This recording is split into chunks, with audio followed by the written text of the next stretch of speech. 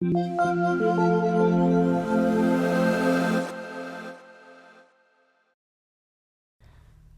and welcome to Module 18 of the Amadeus SAS Macro course.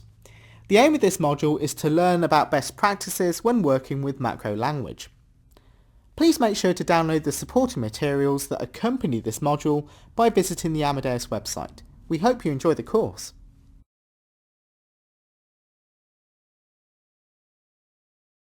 This module will pull together all of the macro techniques we've explored and discuss best practices when it comes to working with the macro facility. The principles of modularity, maintainability, as well as programming best practice will also be highlighted. We will also provide a guide for writing successful macros, including some key points to consider in order to write macros that are error-free.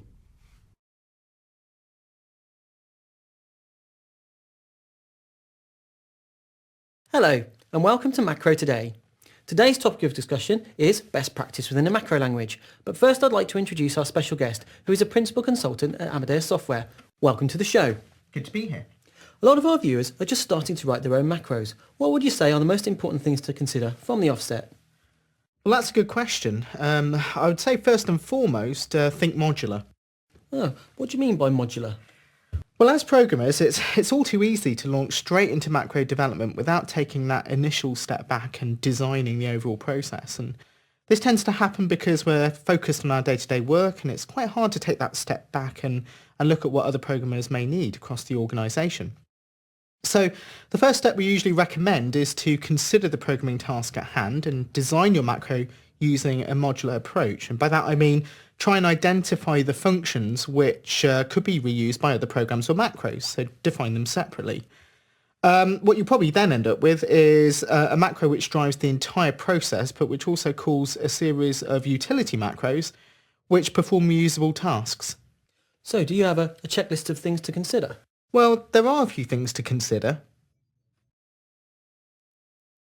Firstly, we should aim to stick with the design principle of one macro per module, so one macro per file. This not only supports the requirements for the auto-call facility, it also makes our code easier to maintain. This also means that we should try and avoid defining a macro within a macro. In practice, there is little reason for doing this, mainly because if we want to achieve the same effect, we should be able to call a macro within a macro. This keeps the definitions distinct and ensures each macro is compiled separately. As we know, there are two types of parameters that we can select from. Keyword parameters should be considered for all macros to be distributed and shared for wider use across the department or organisation.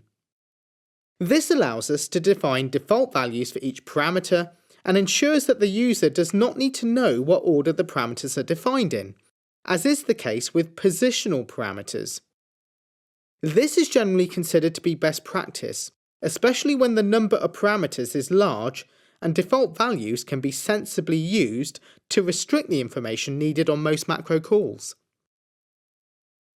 Positional parameters are ideal for macros which are designed and used once within a program. In other words, in situations where the macro will not be used any more widely than the source program itself, which contains its definition. The penultimate point I'd like to make is related to testing. When we're writing macros for use by others, it's extremely important to make sure that the macro is fully tested, with different combinations of parameter values entered. The volume of testing is very much based on the risk associated with the macro, and also whether there are industry or regulatory standards that require full validation be performed. Finally, I can't emphasize enough the importance of documentation. Any macros which are to be shared with others should contain comprehensive documentation in its program header, which should outline the purpose of each parameter along with the valid values supported. The header should also be used to track the modification history of the macro. The following example shows us a typical program header for a macro.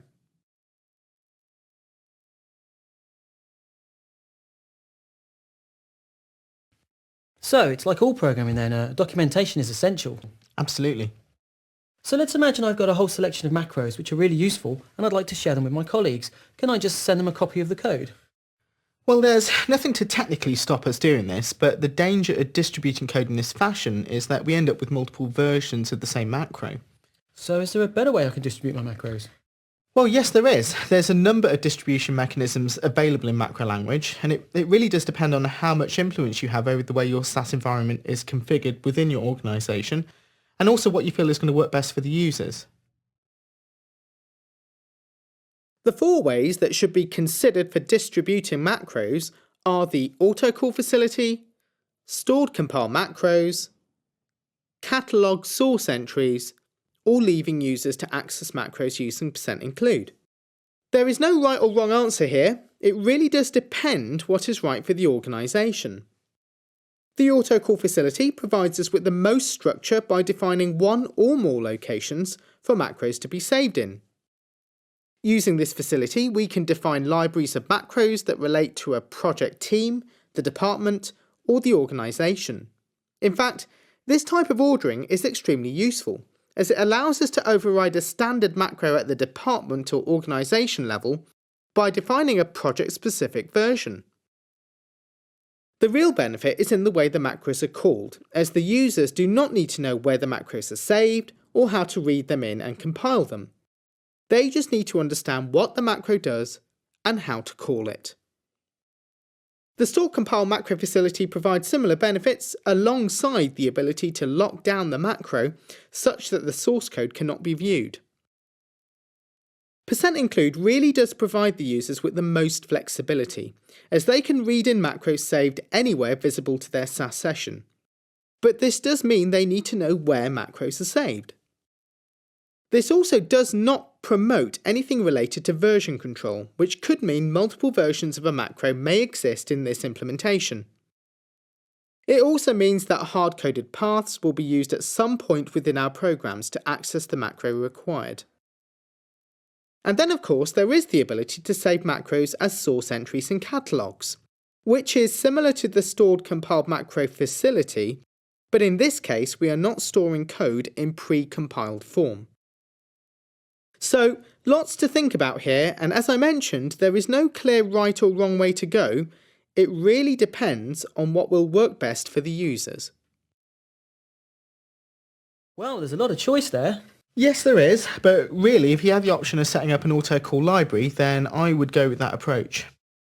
Okay, so another thing that I've been thinking about is how can I use the macro language to make my code more efficient? Well, that's an interesting question. Unfortunately, the one thing SAS Macro can't do is improve the efficiency of the data steps and proc steps that our macros generate. I guess at this point we have to define what we mean by efficiency. We could be talking about designing macros that have maximum impact but utilise as few resources as possible.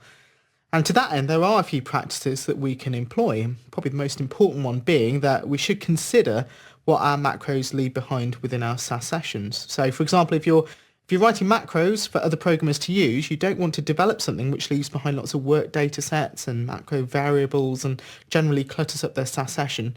What you really want to ensure is that your macro just leaves behind the important result for the programmer to take away. So, when writing macros, we should first think about the footprint the macro will leave in the user's SAS session. Where possible, we should aim to clear up work datasets that the macro may create, unless they contain the final results from a macro's execution. Sometimes it may be advisable to build in a debug facility which keeps all of the work datasets should we need to investigate any issues.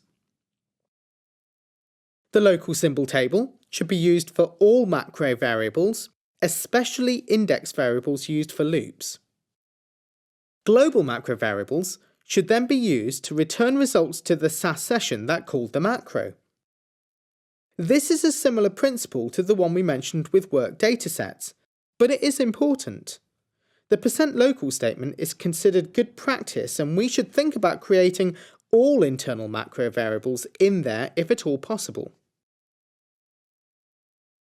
Remember, the space available to the macro facility is not infinite. It is memory bound, So think about the number of macro variables that we actually need to create. There can be nothing worse than a user calling our macro only to find their SAS session has hung. Having said that, macro variables do provide an efficient way of passing information between steps, compared to saving results to a work dataset. Finally, remember to validate the parameters entered. Don't rely on the user of your macro to specify all of the information your macro requires in the correct form. Make sure to error check and ensure your macro terminates cleanly with appropriate messaging if inaccurate or insufficient information is entered.